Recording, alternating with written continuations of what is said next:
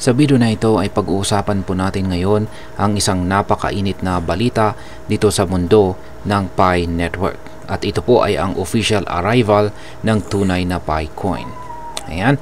Kung isa ka po sa mga nagbayad ng napakamahal noon para sa tinatawag na Pi IOUs, baka iniisip mong nasayang lang ang pera mo. Pero teka lang, dahil ayon po sa pinakabagong ulat mula sa Hoka News, ang pangakong Pi coin na matagal nating hinihintay ay unti-unti nang nagiging realidad. Kaya sa video na ito ay pag-uusapan natin dito kung ano ba talaga ang Pi IOUs, bakit may mga taong gumastos ng daang-daang dolyar para rito, at ano na ang bagong status ng Pi Network ngayon. At syempre, ano po ang epekto nito sa atin bilang mga Pinoy crypto enthusiast at investor ni Pi coin. Kaya ayan, bago po tayo magpatuloy ay pakibasa na lamang po muna ang disclaimer dito sa ibaba ng ating screen. At ayan, simulan po natin sa kung ano ba ang Pi IOUs at bakit may mga taong nagbayad po ng sobrang taas para lamang dito. Ayan, unang-una ay klaruhin muna natin, ang Pi IOU ay hindi po ito yung totoong Pi coin. Ito ay short for IOU. Yan, parang promissory note. Ibig sabihin ay nung wala pa ang tunay na Pi coin, may mga exchanges na nagbenta ng placeholders o parang papel na nagsasabing kapag nag-live na ang Pi coin, ito ang magiging tunay na coin. Yan, pero sa totoo lang ay wala pa talagang Pi coin na existing sa wallets noon. Kaya yung mga bumibili ng Pi IOUs, basically ay tumaya po sila. May mga ilang tao na nagbayad pa ng $30, $100 hanggang $300 per Pi coin kahit hindi pa live ang coin. Yan, at kahit wala pang public blockchain. Kaya yan, binili po nila ng ganyang kataas na halaga. Ngayon ay ang tanong ay bakit po nila ito ginawa? Yan, simple lamang po ang kasagutan dyan. Dahil naniniwala po sila sa vision ng Pi Network. Isang vision kung saan ang cryptocurrency ay hindi lang para sa mayayaman o sa techie, kundi para po sa lahat. Imagine mo, pwede kang magmina ng crypto gamit lang ang cellphone mo. Libre at kahit sino pwedeng sumali. So kahit risky, may mga taong willing tumaya dahil ang Pi Network para sa kanila ay simbolo ng bagong pag-asa sa decentralized finance. Ngayon ay ano po ang nagbago ngayon dito sa Pi Network at totoo na ba talaga ito? Yan, ang sagot po dyan ay oo naman. Sa wakas, ang Pi Network ay lumabas na sa tinatawag na enclosed phase at papunta na po ito sa tinatawag na open mainnet. Pero ano nga ba ang ibig sabihin nito? Ayan, ang ibig sabihin ng mga namina nating Pi coins noon sa app, sa wakas ay magiging transferable or tradable at saka usable na dito sa totoong mundo. Hindi na lamang po siya number sa screen, kundi isang totoong asset na pwede nating gamitin bilang pambayad, ipang trade o i-develop para sa mga apps. Maraming nangyari kamakailan na nagsisilbing ebidensya. Unang-una ay milyong-milyong users na ang nakatapos ng kanilang KYC process. Kaya mas maraming tao ang makakagamit sa kanilang Pi coin.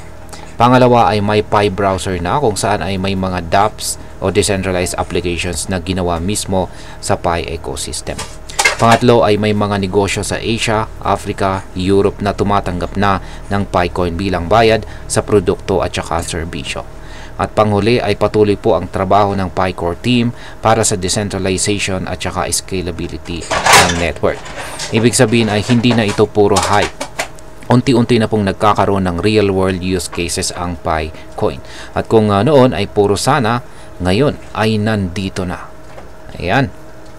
Ngayon ay bakit po sinasabi rito na we are coming back to pick you up sa mga early believers?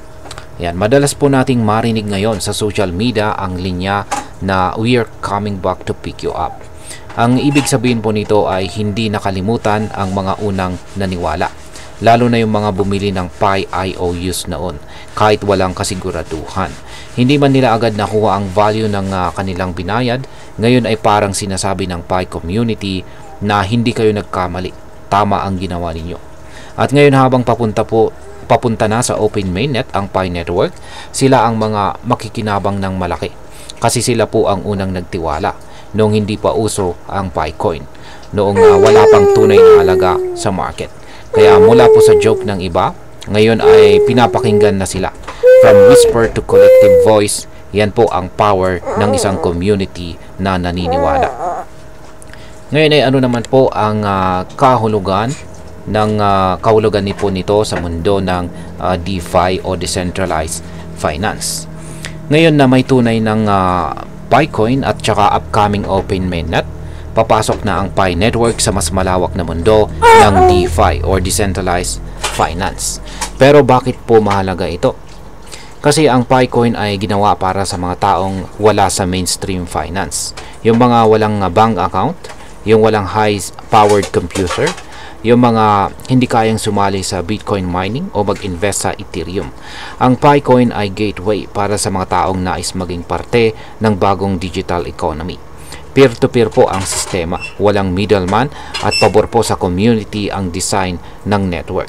Kung successful po ito, maaari talaga itong maging first truly mass-adopted crypto para sa mga ordinaryong tao. Ngayon ay ano naman ang mga challenges sa hinaharap dito? Of course, hindi ibig sabihin na smooth sailing ang lahat. May mga hamon pa rin po. Una ay ang security. Kailangan po na maging ligtas ang network. Pangalawa ay ang scalability, kung saan ay kailangang kayanin po ang milyong-milyong users. Kayanin po ng network ang milyong-milyong mga users. At pangatlo ay ang compliance. Kailangan po na sumunod sa mga regulasyon ng iba't ibang bansa ang Pi Network. Pero ang kagandahan po sa Picoin or Pi Network ay hindi lang ito pinapatakbo ng pera, kundi ng mga tao. Grassroots movement ito, meaning lakas ng community ang nagtutulak dito, hindi lang investors. At dahil dito ay mataas po ang posibilidad na kahit anong harapin nilang challenge ay malalampasan po ito.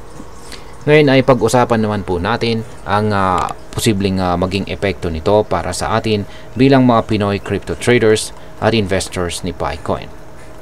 Ayan, napakalaking bagay po ito para sa atin, lalo na para sa atin na matagal nang umaasa dito kay Picoin. Ang dami po sa atin ay, ang karamihan po sa atin ay nagmina ng Picoin mula pa noong taong 2019 at hanggang ngayon. Ngayon ay posibleng maging real asset na ang hinahawakan natin ng libre. Maaari po natin itong gamitin pampuhunan, pang negosyo o pang trade. Pwede rin itong gamitin sa mga platforms o apps na parte ng Pi ecosystem. At kung maayos po ang implementation, baka makikita po tayo ng mga local businesses dito sa Pilipinas na tumatanggap ng Picoin bilang bayad.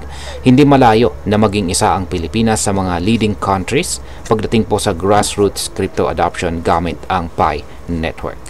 Ayan, bilang panghuli ay ang masasabi ko naman po rito ay ang success ng Pi Network ay patunay na hindi hadlang ang pagiging ordinaryong tao para makasabay sa mundo ng crypto. Hindi mo kailangan maglabas ng pera, hindi mo kailangan ng powerful device. Kailangan mo lang ang tiwala at konting tiyaga. Oo, maraming nainip. Oo, maraming mga nagduda, pero ngayong nandito na ang tunay na Picoin, masasabi natin na wait was worth it. Kaya kung isa ka sa mga early believers, congratulations po. Kung hindi ka po nakakasali, hindi pa huli ang lahat. Ang Pi Network ay hindi lamang coin, kung saan isa po itong movement, isa itong revolution para sa inclusive finance. At ayan, hanggang dito na lamang po tayo sa video na ito mga ka-crypto. Marami pong salamat sa panonood. Ingat po tayo lagi at God bless po sa ating lahat.